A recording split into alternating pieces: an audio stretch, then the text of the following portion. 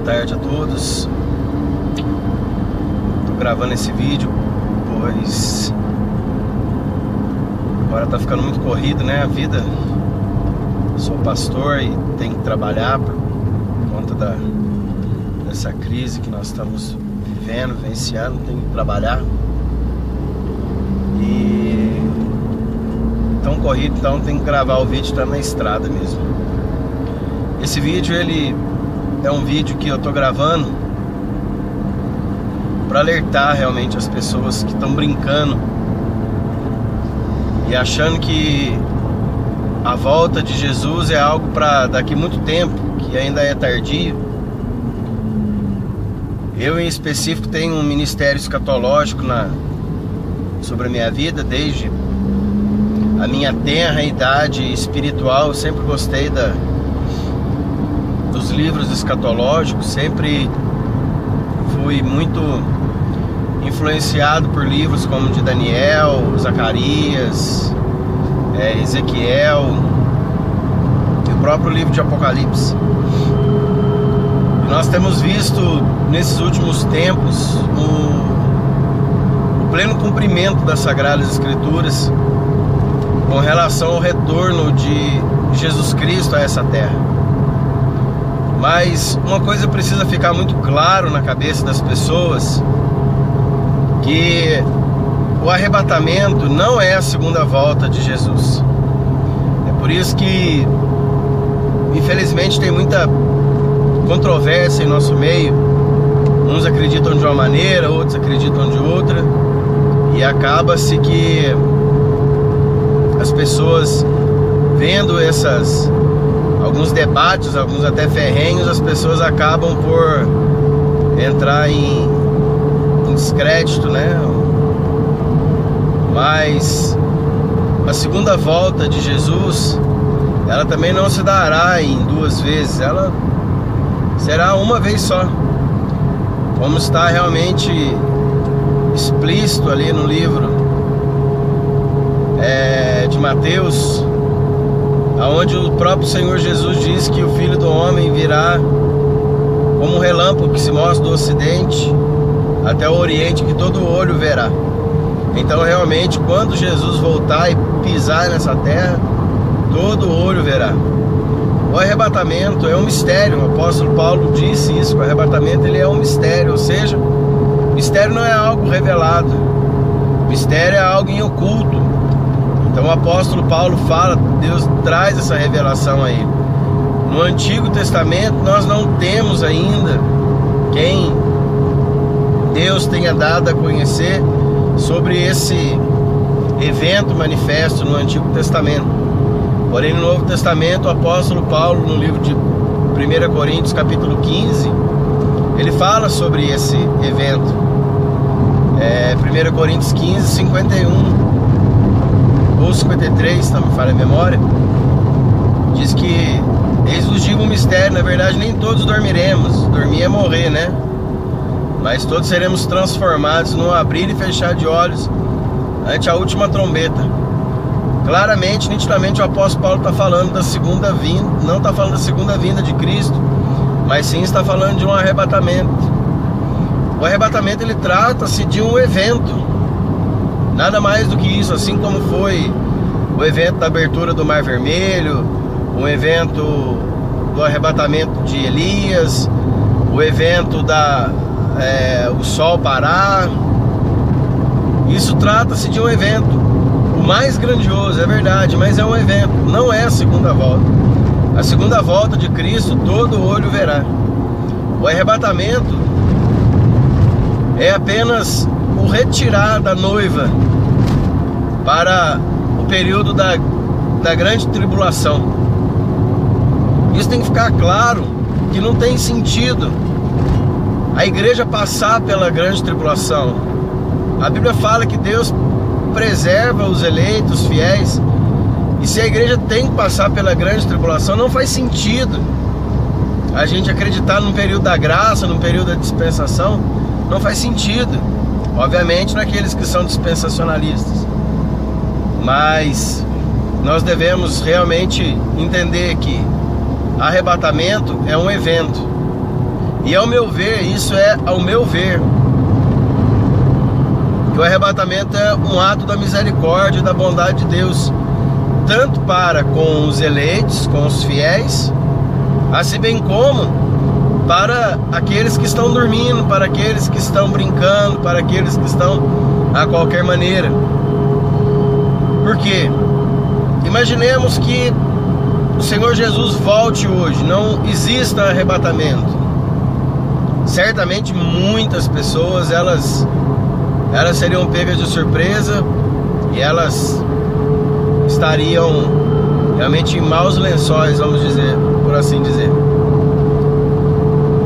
Nós temos um Deus que é amor, nós temos um Deus que é misericórdia. Vejamos a própria nação de Israel, por tantas situações, ainda Deus disse que não desampararia. Então, da mesma maneira, Deus ama a igreja, que somos nós. Cristo ama a igreja, Ele morreu por ela, e Ele fará tudo para poder salvar, mesmo o arrebatamento. Aliás, ao meu ver, o grande despertamento da igreja, que tantas falando, um despertamento, um avivamento, acontecerá sim, mas quando? Após o arrebatamento, porque o arrebatamento tem por finalidade, ao meu ver, isso: livrar a igreja da ira futura, e aqueles que estão parados, desanimados, aqueles que estão, como eles dizem, desviados, que eles possam retornar, porque conhecem a verdade, mas não estamos aqui para julgar ninguém. Por uma fatalidade ou outra, não conseguiram levar até o fim. Com o arrebatamento, muitas pessoas irão voltar para Cristo, e voltando para Cristo, eles ou adentrarão no milênio, ou então serão martirizados, como nós vemos lá em Apocalipse capítulo 7, quando é perguntado a João, um dos anciãos pergunta a João, aqueles que chegaram, que estão vestidos de vestes brancas e com palma na mão, quem eram? Ele disse: Senhor, tu sabes. Ele disse: esses são os que vieram da grande tribulação. Então são as pessoas que estão frias, conforme as virgens, né? A porta que se fechou não é a porta do reino, mas é a porta da graça, que fechou ali para as virgens, a parábola das 10 virgens. Então as virgens que não tinham azeite, ou seja, que estavam frias, que estavam apagadas, não estão fazendo a obra, estão desanimados, parados, haverá sim, por que não, uma segunda chance. E acredito que nós temos que, mesmo quem está aguardando a vinda de Cristo, agora o arrebatamento, que são considerados como as virgens prudentes, não devemos ter raiva ou ódio das virgens que não estão guardando as suas lamparinas com azeite. Nós temos que amar as pessoas. Nós devemos procurar querer que o maior número de pessoas entre no reino de Deus, porque a palavra de Deus diz que Deus não tem prazer na morte do ímpio. Que dirá então de alguém que fez a obra de Deus e porventura veio parar, desanimado? E quem somos nós para julgarmos essas pessoas? Quem somos nós? Não temos esse direito. Mas então o arrebatamento, ele precisa ser encarado dessa maneira. Não pode ser encarado como a segunda volta de Cristo, porque faz-se muita confusão. Outra coisa que nós devemos entender, que as pessoas estão hoje falando, né? Que Jesus vai voltar dia 23 de setembro de 2017 e o arrebatamento vai acontecer. Aí é outra briga, né? E outros falam: mas o dia e a hora ninguém sabe. Aí responde-se, né? O dia e a hora é exatamente na festa das trombetas, que acontece no dia 23 de setembro, porque é também conhecido como o dia que ninguém conhece, enfim. E cria-se outra série de levantes a respeito de datas. Realmente é muito emblemático ficarmos dando datas. É muito complicado a gente ficar dando dia e a hora para que o Senhor volte. Bem verdade é que nós podemos conhecer a brevidade da volta de Cristo, sim, com certeza. Que nós estamos no linear desses acontecimentos. Eu, particularmente, acredito que nós não temos muito mais tempo, não. Se eu tivesse que apostar 1 ano, 2 anos no máximo, nem isso. Mas eu acredito realmente que o Senhor, Ele está às portas. Ele está aí e logo logo haverá o encontro do noivo com a sua noiva, e o relógio de Deus com relação à nação de Israel volta a andar. Irmãos, a gente precisa saber que estes sinais, eles são sinais, irmão, para as pessoas que creem. Se você acredita, se você crê nisso, é para fortalecer a tua fé, é para fortalecer você. Eu, particularmente, não acredito que numa data específica. Eu acredito que possa ser no dia, vamos dizer, 25 de setembro, mas talvez não 23. O Senhor Jesus disse que daria muitos sinais para nós. E nós estamos vendo os sinais acontecer, como a estrela de Belém voltou a brilhar, as luas de sangue. Realmente, estes sinais do dia 23 de setembro, que lembra Apocalipse 12, mas não é, porque, ao meu ver, não é, porque a igreja ela não passará pela grande tribulação, então nós não estamos em Apocalipse 12. Mas são sinais que Deus vai mostrando que são tipos daquilo que vai acontecer. A gente vê que Deus trabalha dessa maneira, porque veja bem, quando nós olhamos para o anticristo, quando nós estudamos a figura do anticristo, Deus nos dá alguns tipos de anticristo ao longo da história, mas eles não foram os anticristos, o anticristo, por assim dizer. Entre eles nós temos Antíoco Epifânio, nós temos Nero, nós temos Hitler. Então são pessoas que foram tipos do anticristo. Então Deus dá tipos para a gente poder ficarmos atentos. Deus dá tipos para que nós possamos compreender e entender melhor.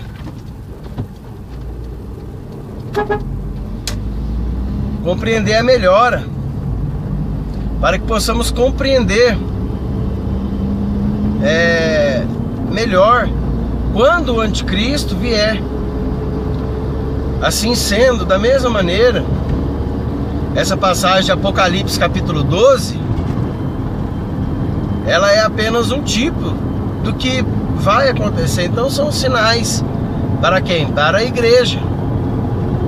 Após a igreja sair, haverá continuidade, haverá salvação. Então, ainda haverá o cumprimento de Apocalipse 12, que nós não sabemos com exatidão, e somente quando vier a chegar o período que nós saberemos. Assim bem como o anticristo, que nós não sabemos quem é. Somente quando ele se manifestar e fizer um pacto de aliança, de paz, não só com Israel, mas com o mundo, nós saberemos que é ele. Então, agora são apenas conjecturas. Sabemos que, segundo a estátua de Nabucodonosor e a visão de Daniel dos animais, que são a mesma coisa, que ele procede da Europa, porque é o Império Romano. Então nós sabemos que o anticristo virá da Europa. Daniel capítulo 8 também fala de um bode que vinha do ocidente, não do oriente. E esse bode, ele representa o anticristo. Então são tipos, são orientações, são sinais que Deus ele está nos dando. Então no dia 23 agora, será um sinal? Sim, será um sinal. Devemos estar atentos. Outra coisa mais, como que nós temos o conceito de que o final está próximo? Simples, irmão. Outro ponto que tem que ser levado em consideração é que o templo de Jerusalém será reconstruído durante a grande tribulação.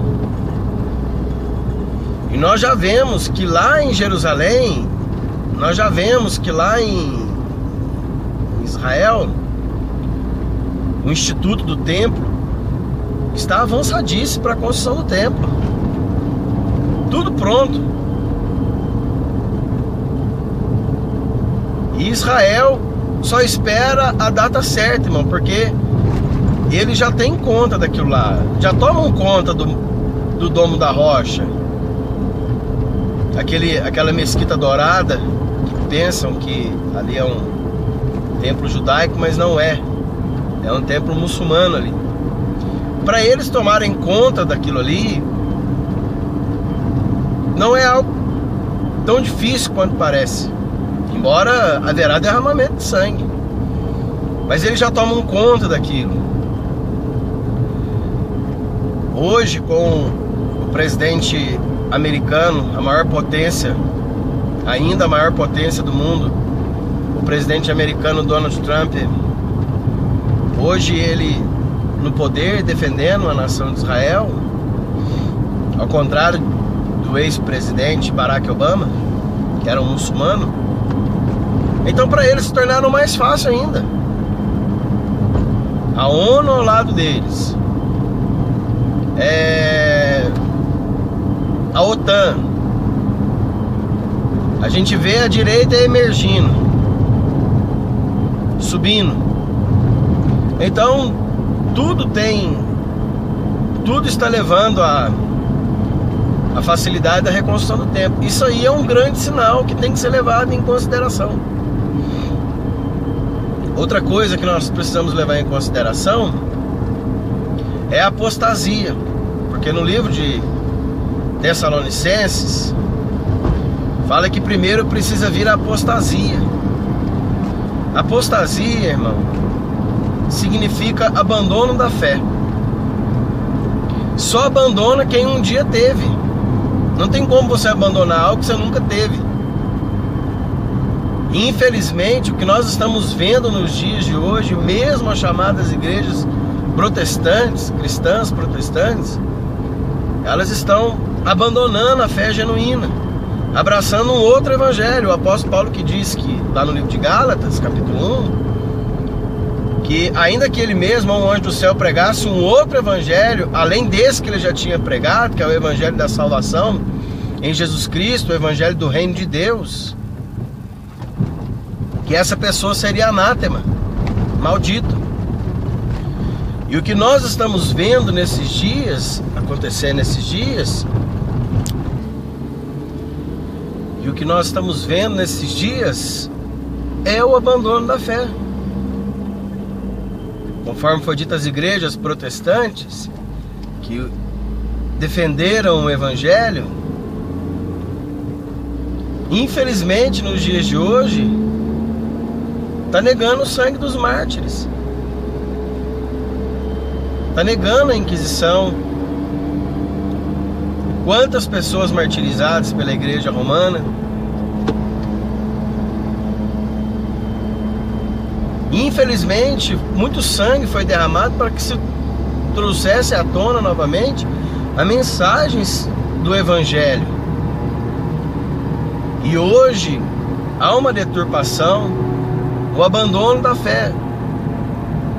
Não se prega a salvação em Jesus Cristo, se prega o reino dos homens alcançado usando a Jesus Cristo. Nós vemos hoje uma grande leva de pastores e líderes que nem sequer entendem e sabem qual é a mensagem central da Bíblia. Porque Cristo precisou morrer numa cruz, não se sabe. Então nós vemos o completo abandono da fé.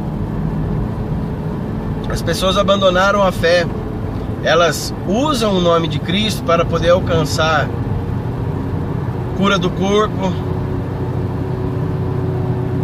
para alcançar libertação de seus traumas. Principalmente hoje, vivemos um consumismo muito grande, uma vaidade exacerbada. Então, buscam a Cristo para poder enriquecer, ter bons carros, boas casas, viagens, festas, boas roupas. Infelizmente, esse é o Evangelho. Usa-se o nome de Cristo. As canções, elas dizem isso, as mensagens, elas dizem isso. Nós vemos hoje líderes que infelizmente trocaram a mensagem. Por quê? Eles estavam preocupados em superlotar os templos e achando que a superlotação de templos é um sinal, um termômetro da aprovação de Deus, e nem sempre o é. Nós precisamos entender isso, compreender que o Evangelho nunca foi palatável, nunca foi gostoso, nunca massageou o ego de ninguém. O Evangelho, ele é para nos confrontar. Ele nos confronta. Ele expõe as nossas fragilidades. Ele expõe os nossos erros, nosso pecado.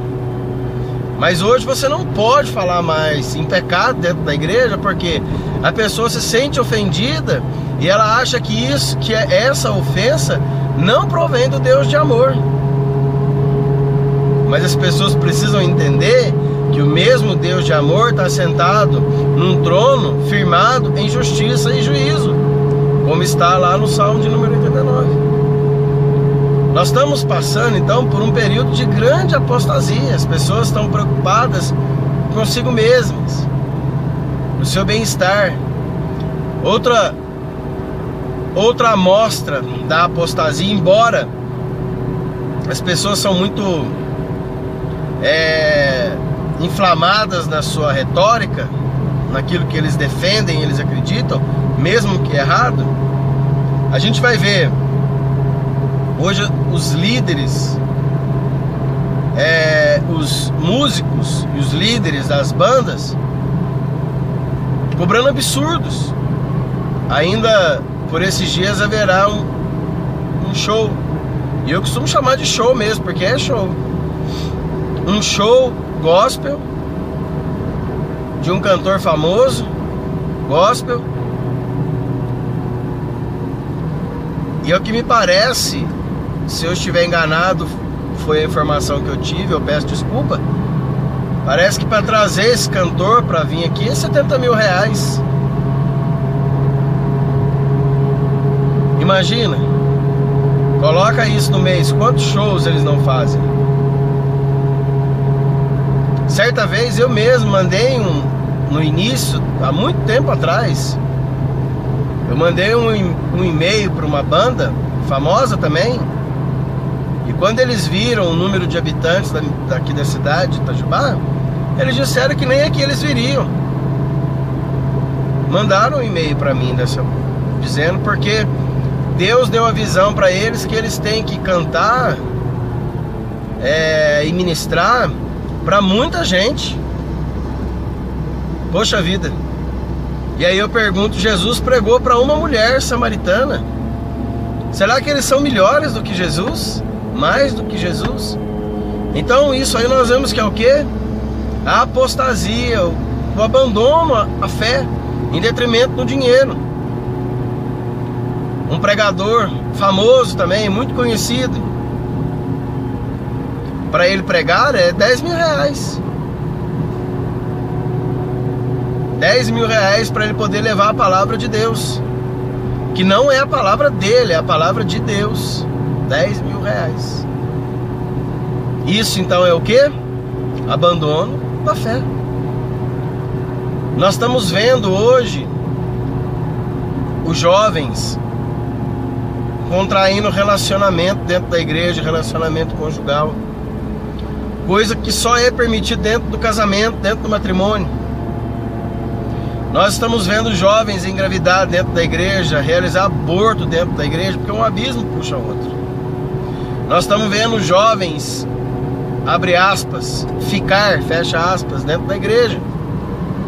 Nós estamos vendo as mulheres super sensuais dentro das igrejas. Isso é o que? Abandono da fé. Olha para você ver, tudo isso é o que? Abandono da fé. E então, quando vier o abandono da fé, a igreja, ela está perdendo a sua essência, que é pregar o reino de Deus. Então não tem mais necessidade do período da graça continuar. Por quê? Porque a igreja perdeu a sua essência.